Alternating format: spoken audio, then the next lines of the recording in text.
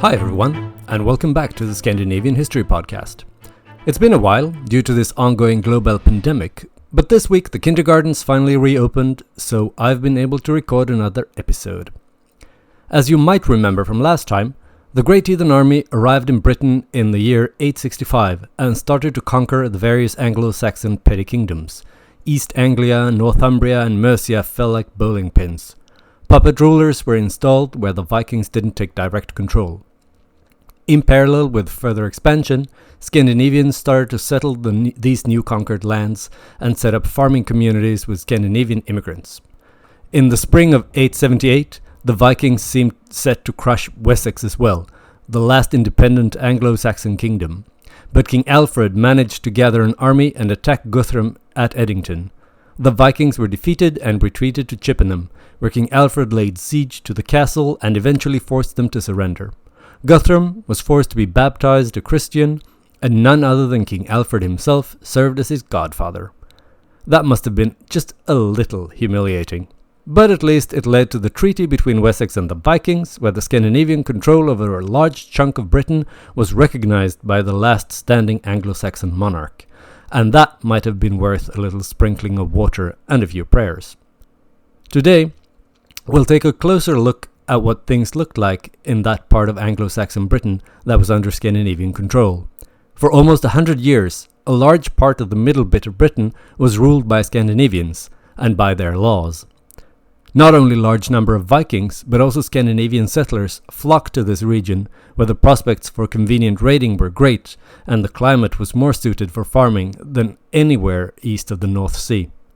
This century of Scandinavian control and settlement has left a mark on northeastern England that is still readily detectable for anyone who's looking for the signs.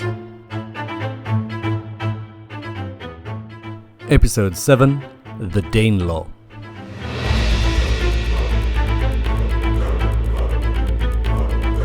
First of all, what was the Danelaw? Was it a country? A Scandinavian state set up on English soil? Well, yes and no, but mostly no. The Treaty of Alfred and Guthrum establishing the Danelaw is one of the few surviving written texts from King Alfred's reign. It formalized the boundaries between Wessex and the Scandinavian-held territory that we know today as the Danelaw, even though the term Danelaw doesn't appear in the treaty itself. In fact, the term itself was most likely not used to describe a geographic area until the 11th century. The Danelaw covered roughly the land to the north of a line drawn between London and Chester, excluding the portion of Northumbria to the east of the Pennines.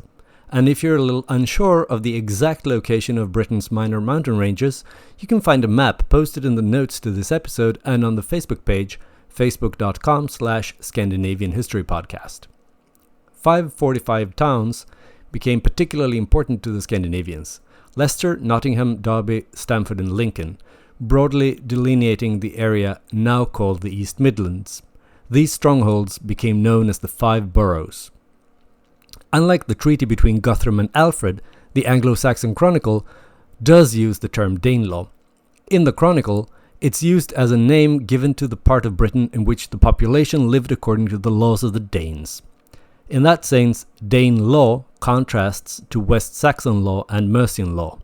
This recognition of Scandinavian political power and legal authority later morphed into a geopolitical designation for the area where this law was enforced. So the Danelaw wasn't a state, but rather a legal concept or legal province, where Scandinavian law was in effect within what the Anglo-Saxons still considered their land. Guthrum's conversion and Alfred being his godfather makes him Alfred's vassal in a symbolic, but nonetheless very important sort of way. Another thing that made it easy for the Anglo-Saxons to see the Danelaw as a part of their land was the fact that many Anglo-Saxons stayed in the area controlled by the Scandinavians. In fact, they were the majority of the population there, despite considerable Scandinavian immigration and settlement. That means that in the period of roughly 70 years, that is one lifetime, albeit longer than the average lifetime in those days, but still well within the realm of the possible, the Vikings went from the first appearance and carrying out isolated raids to being the masters of a large chunk of Britain. Only in the south and west the West-Saxons were still in control, and the Scots in the north. it wouldn't be an exaggeration to call this a dramatic change. This means that some Anglo-Saxons had, in their lifetimes, seen the Vikings appear for the first time and conquer almost all of their land. So, in a nutshell, the Danelaw was a part of Anglo-Saxon Britain where Scandinavian law was enforced from the year 865. But it doesn't mean that the law enforced there was identical to the law in Denmark, or that all the Scandinavians who invaded and settled there came from Denmark. It just means that the author behind the Anglo-Saxon Chronicle didn't bother to differentiate between different Scandinavians. They were all Danes to him. Archaeological evidence clearly indicates that the Scandinavians in the Danelaw did not all stem from the same place. But they didn't come from all of Scandinavia either. The archaeological finds, artwork and jewelry for instance, suggests southern and not eastern Scandinavia. That would mean mainly Norwegian and Danish, but not Swedish immigration. In addition, it doesn't necessarily mean that the law practiced in the Danelaw was identical to the law in the Kingdom of Denmark. In fact, Guthrum's and Alfred's deal formalizing the existence of the Danelaw predates the establishment of the centralized Kingdom of Denmark. The first historically verifiable person who scholars generally accept to have been king of all of Denmark was Gorm the Old, and he acceded to the throne in the first half of the 10th century. That is more than 70 years later than the establishment of the Danelaw. Furthermore, we shouldn't make the mistake of assuming that there necessarily was a unified political leadership covering the whole area of the Danelaw. In fact, more than a unified political entity, the Danelaw can be seen as an extension of the zone of Scandinavian civilization into the British Isles, especially in terms of custom and legal procedures. The treaty between Guthrum and Alfred was supposed to establish peace and order in Britain, but the West-Saxon king had learned from his previous mistakes. The Vikings would never again catch him by surprise, as they had done on that near-fatal Christmas in Chippenham. So, despite the peace deal, Alfred started to reorganize the defense of his kingdom. He set up a system of fortified towns known as burhs. There were enough of these burhs spread out all across his kingdom that no one lived further away than 24 kilometers from the nearest one. That meant that the civilian population could seek refuge if and when the Vikings would attack again. The burhs were also interconnected with a network of military roads known as the Heer Paths, enabling Alfred's troops to move swiftly to strike at the enemy. The troops were also affected by the reforms. In the past, every free man in Wessex could be called upon to protect the realm in times of trouble, but this could be a time-consuming way to muster an army, ill-suited to handle Viking hidden-run raids, where the attackers usually were long gone before the defense had a chance to get organized properly. So an important part of Alfred's reforms was to create a standing army that could react rapidly to attacks. To maintain the burhs as well as the standing army, Alfred set up a system of taxation and conscription. Historians have calculated that perhaps as much as a fifth of the adult male population of Wessex, approximately 27,000 men, would have been mobilized. Please take these figures with a grain of salt or two. But there's no doubt that the reforms constituted a considerable beefing up of the West Saxon defensive potential. And the reforms seem to have been successful. They drastically limited the damage that the Vikings could inflict on Wessex with their raids.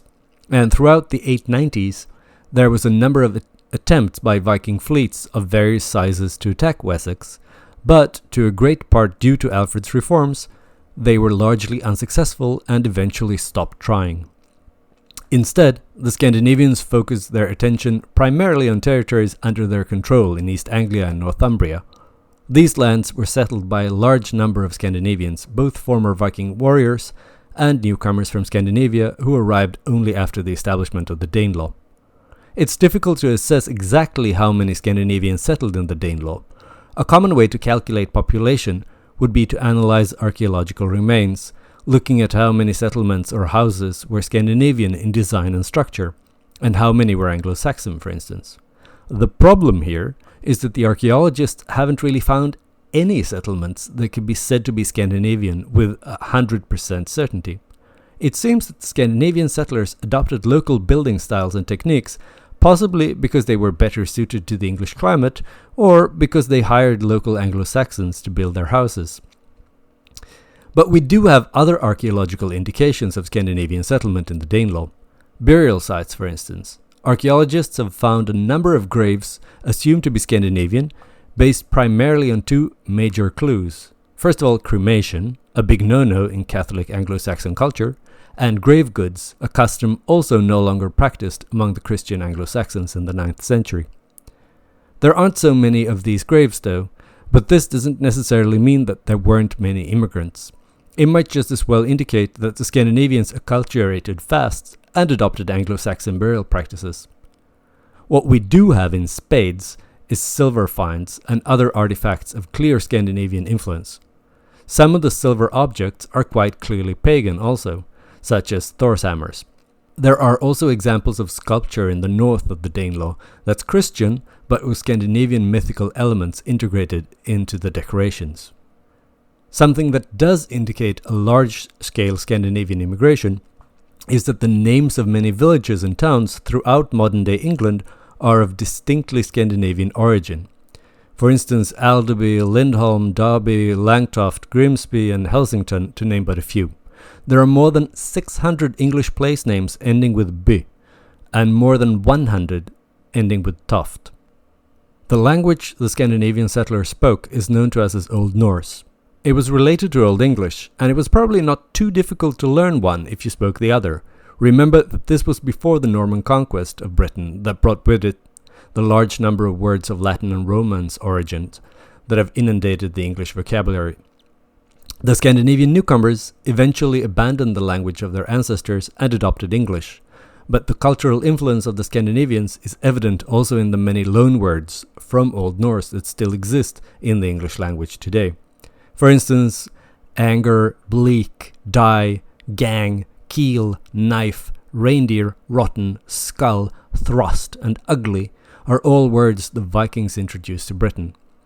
But not all of the influence from Old Norse is so stereotypically Viking-y. The following words are also of Old Norse origin: cake, glitter, guest, husband, stake, and window. And of course there are plenty more, but this isn't a show on linguistics, but rather history. So let's move on. If we move on to look at laws and the way society was structured in the Danelaw, it seems like the Scandinavian settlers retained some of the relative freedom that they had enjoyed back home in Scandinavia. Under the Danelaw, between 30 and 50% of the population in the countryside had the legal status of sokemen, occupying an intermediate position between the free tenants and the bond tenants, in that they owned and paid taxes on their land themselves. They could also buy and sell their lands as they saw fit. This tended to provide more autonomy for these peasants. Many scholars, and not all of them Scandinavians, mind you, claim that due to the Scandinavian legal influence, the Danelaw became an area where the peasantry enjoyed more freedom than in the rest of Anglo-Saxon England. The Scandinavians also brought with them the tradition of the Thing, or the assembly of free men that would come together to pass legislation and judge legal cases. One of these assemblies met at Thingho, in what's today the Sherwood Forest in Nottinghamshire. The name is derived from the Old Norse Thinghogur, meaning assembly mound or assembly hill. We'll talk more about the Thing as a concept and how the Viking Age Scandinavians passed laws and settled disputes in a future episode when we discuss the most famous of all the ancient Scandinavian things, the Althing in Iceland. The establishment of the Danelaw also had an economic impact, primarily on the territory under Scandinavian control obviously, but by no means exclusively. Through the Danelaw, Anglo-Saxon England became connected to the Viking trade network that spanned all of Europe and beyond. Trading towns popped up all over the Danelaw in a way that didn't happen in Wessex, that is, Anglo-Saxon controlled Britain at the same time. Archaeological evidence suggests that this trade was quite lucrative. Archaeologists have found lots of silver from this period. Still to this day, archaeologists and even private citizens that are out metal detecting in England, in what used to be the Danelaw, find silver objects in hoards hidden by Scandinavians. The Vikings were loaded. An interesting aspect of Scandinavian economic life at this time was that their preferred currency doesn't seem to have been coins, but rather bullion or ingots, which basically is a stick of pure silver instead of a coin that may or may not have been made of debased metal. The Scandinavians would set the price of their goods in the weight of a precious metal, silver most often. The buyer would then take out a piece of silver, chop off a chunk, weigh it, and pay with it. That silver could be bullion, but it could also be coins. They didn't care in which shape the silver came, as long as it was silver. The metal weight was the only thing that really mattered, not the design or the image on the coin. If the seller didn't know or trust you, he'd typically test the silver by pricking it to make sure that it was pure. As a consequence, coins from many different countries were used, even Arab coins from Central Asia and the Middle East brought to Britain by Viking merchants. The identity of those who had minted the coins didn't matter, only the purity of the metal they had used and the weight of it were of any importance. This doesn't mean that they didn't mint coins at all in the Danelaw. They did, and it seems that in urban areas, like the various trading towns, people more often used locally minted Danelaw coins than bullion. But there was flexibility, and the two systems, bullion and coin, worked in parallel in many places. Interestingly enough, we have very little evidence of large-scale conflict between the Anglo-Saxons and the Scandinavian settlers in the Danelaw. But the law stipulation of a high blood price for killing each other at least hints at the possibility that violence was anticipated, and the authorities tried to stave it off with harsh punishments. A way to end blood feuds would be to demand a sufficiently high blood price for the killing. That way, killings would be contained one-offs and not descend into large-scale vendettas or even sectarian violence. And one can assume that this could easily have been the possibility with Anglo-Saxons and Scandinavians living side by side in the Danelaw. Tension between the two groups wouldn't have been surprising, considering the circumstances. At the same time, I feel duty-bound to point out the old truth that if there are laws against something, this something was a problem that needed to be handled somehow. I mean, there's a reason why very few places have laws against letting your cows fly in the restricted airspace over airports.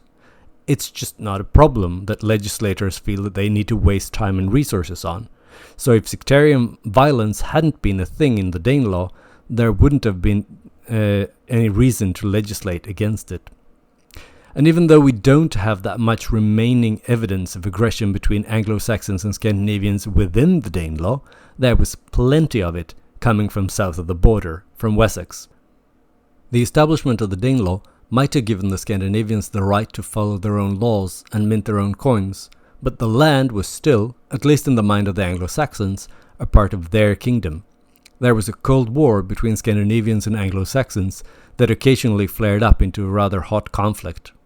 In fairness, though, the Vikings hadn't turned into pacifists overnight either, and they continued to raid Wessex despite the treaty between them and the West-Saxon king. Their ultimate goal might very well have been to eventually conquer Wessex as well and take over the whole island. But following King Alfred's reforms, the Viking aggression just wasn't as successful as it had once been. After withdrawing from Wessex and signing his treaty with King Alfred, Guthrum settled in East Anglia, where he reigned as king until his death in the year 890. King Alfred outlived him by 9 years and died in 899. His son, Edward, later known as Edward the Elder, succeeded him as king. Edward's father had secured the survival of Wessex as an independent Anglo-Saxon kingdom in the face of Viking expansion, and Edward decided that it was about time to try to push the Scandinavians back as much as possible. Together with his sister, Ethelfled, who was the Lady of the Mercians, Edward set out to attack the Danelaw, and in the year 909, Edward's and Ethelfled's forces launched an attack on Lindsey, deep in Scandinavian territory. There, they managed to capture the relics of Saint Oswald of Northumbria from the heathen Vikings. In retaliation, various petty kings of the Danelaw joined together in a fleet that attacked Mercia. At first, the Viking raiders were successful, but on their way back home, they were trapped by a combined army of West-Saxon and Mercian forces. The Anglo-Saxon Chronicle, perhaps not the most objective of sources, gleefully recounts that the Vikings were caught and defeated at the Battle of Wensfield, and many thousands of the Vikings fell, including 2 of their kings. The following years saw a slow but steady Viking retreat as the West-Saxons and Mercians continued to attack. In the year 917, Aethelflaed took the borough of Derby, and the following year Leicester submitted to her rule as well. York itself might have fallen to her if she hadn't died before she had a chance to take the city. After her death, her brother Edward succeeded her, joining Wessex and Mercia under his own rule. This united the Anglo-Saxons permanently against the Scandinavians, increasing their strength and facilitating further attacks on the Danelaw. Edward lived for another 6 years and was succeeded by his son Ethelstan in the year 924. At that point, the West-Saxons had captured the entire island south of Northumbria. The Scandinavians only controlled Northumbria itself, and the jewel in the crown was the city of York, the second largest in the land after London. King Ethelstan was eager to conquer the last bit of Scandinavian-controlled Britain in order to fulfill his grandfather Alfred's dream of a united Anglo-Saxon kingdom. And soon enough, the Scandinavians and the Danelaw got a taste of Ethelstan's ambitions. Throughout the 920s and 930s, Ethelstan attacked everything and everyone north of the border of his kingdom. 927 was a particularly successful year for Edward, and he defeated the Scandinavians at York, King Constantine of Scotland, and King Owen of Strathclyde. After yet another successful campaign up north in 934, Ethelstan demanded that all other kings in Britain yield to his rule and declare their loyalty and obedience to him. At this point, the others, that is Constantine, Owen, and the Scandinavians, had just about had it with Ethelstan. Even though they would have been rivals and enemies on any regular day, they decided to put their differences aside in order to teach the Anglo-Saxon king a lesson. In the year 937, they united under the leadership of Olaf, the Viking king of Dublin, in an attempt to get rid of the Anglo-Saxon threat once and for all. It's actually kind of ironic that Constantine allied himself with the Vikings, since he had fought ferociously and successfully against invasion forces from the Hiberno Norse, not least from Dublin. But after Ethelstan's latest incursion into Scotland, when he had gone further north than any Anglo-Saxon king had gone before, a Scandinavian-controlled Northumbria all of a sudden seemed like an excellent idea to Constantine. A strong Scandinavian-held York would act as a buffer against further West Saxon aggression and ambition. So in August 937, Olaf sailed from Dublin with his army to join forces with Constantine and Owen. They were gearing up for what was going to be one of the most important battles in Anglo-Saxon history, the Battle of Brunanburh. And the fact that I call it one of the most important battles in Anglo-Saxon history kinda gives the ending away. It would not end well for the Northern Coalition. For historians, this momentous battle is frustrating because we know so little about it. There's plenty of myth and propaganda, smoke and mirrors, but very few hard, verifiable facts. The main source of information about the Battle of Brunanburh is the so-called praise poem in the Anglo-Saxon Chronicle. Once again, not necessarily the most trustworthy of sources. Some of the other sources are, for instance, William of Malmesbury and the Icelandic Ale Saga, and they can't really be trusted either. We don't even know for sure where this, the most important battle in the history of England, with the possible exception of Hastings in 1066, took place. To begin with, there's actually no place called Brunanburh anywhere in Britain, and no obvious candidates for the location either. That hasn't stopped people from speculating, obviously, and dozens of places have been suggested. Among these, there are a handful of more likely candidates. What we can do is play the game of elimination. It most definitely wasn't in Wessex, and probably not in Scotland either, which still leaves us with a hefty chunk of the middle and north bit of present-day England. The battle was most definitely joined close to water. If it wasn't directly on a beach, it was most likely at least sea or waterway adjacent, since the Vikings arrived to the battle on their ships. It's also more likely to have been on the west coast, since that would have been much more convenient and natural for the Vikings coming over from Dublin. But we don't know for certain. Maybe they sailed around Scotland to some point on the east coast. A recent theory places the battle close to Liverpool on the Wirral Peninsula, between the rivers Mersey and Dee. Not only does this spot fit the description of the geographical demands of the battlefield, but archaeologists also claim to have found remains from an early medieval battle there. I've posted a link on the Scandinavian History Podcast Facebook page where you can read more about it. Wherever the battlefield was, Aethelstan, his brother Edmund, and the combined Anglo-Saxon army from Wessex and Mercia arrived at it in the late summer to take on the uneasy alliance of Scots and Scandinavians.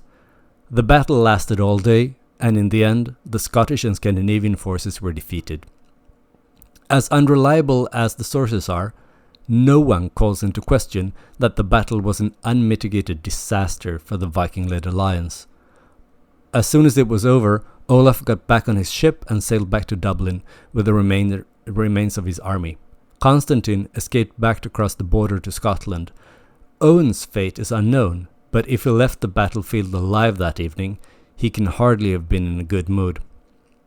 Among the casualties were 5 petty kings and 7 earls from Olaf's army. The Danelaw had been dealt its death blow, and even though it would linger on for a few more years, it would never really recover. Most of its lands were now ruled by Anglo-Saxons, whose loyalty was to the Anglo-Saxon king, not to Scandinavian law. The Battle of Brunanburh was called the Great Battle up until the Battle of Hastings in 1066, and sometimes even later than that. It was the battle that was said to have established England. So in a way, that means that without the Vikings, there would never have been any England. The Vikings created England by crushing the various petty kingdoms in Britain. Wessex was the only kingdom that survived, and when they triumphed over the Vikings, their Anglo-Saxon competition was already crushed and gone. Furthermore, the struggle against the Scandinavians in the Danelaw helped unite the Anglo-Saxons and identify as one people fighting foreign invaders. The Battle of Brunanburh could also be described as the English version of the Battle of Clontarf. It occupies the same central place in the national myth about the establishment of the nation, describing the noble Christians fighting for freedom and triumphing over the wicked Viking invaders. But even though the Battle of Brunanburh heralded the beginning of the end for the Danelaw, it wasn't over quite yet. Aethelstan died already 2 years after the battle, in October 939, and, as I mentioned briefly in episode 4, Kings of Dublin, Olaf became king of Northumbria in the same year. Under Olaf's renewed leadership, the Vikings took to the offensive once again. They reconquered York and the 5 boroughs, and had they been able to hang on to them, which, spoiler alert, they didn't, then the Battle of Brunanburh would have been forgotten today as a temporary hiccup in the era of Scandinavian rule in England. In fact, Aethelstan's successor, his brother Edmund, only managed to take it back because Olaf died in 942. And there's a lesson there somewhere about how vulnerable and dependent on strong charismatic leaders Viking Age societies, both Anglo-Saxon and Scandinavian, were in order not to fall apart. Legitimate power was so intimately bound up in the person of the king that when he died, it didn't take much pressure, internal or external, for the kingdom he left behind to lose its ability to grow and flourish, to defend itself, and just generally to function. After all, this was a time long before stable bureaucracy and the rule of law would really take root in northwestern Europe. Even though the English eventually were successful and gobbled up the Danelaw piece by piece, most of the Scandinavians living there remained and assimilated into the local population. This continued presence of Scandinavians was a constant source for concern, especially as long as new invasion attempts occurred, and we'll talk more about that in future episodes. Next time, we'll linger in Scandinavian-controlled Northumbria and talk more about York, the most important of all the Viking towns in Britain. But next time is unfortunately not going to be very soon, even though I just resumed publishing episodes thanks to the fact that the COVID-19 situation seems to be more or less under control, at least for now. This will be the last episode for a while. I'm sorry to take another break so soon after returning to podcasting, but circumstances forced my hand. But at least they are happy circumstances. We're having another child, and I'll be busy adjusting to that situation for the next few weeks. I hope to be back with a brand new episode in the middle of July or so. And I hope you'll join me then.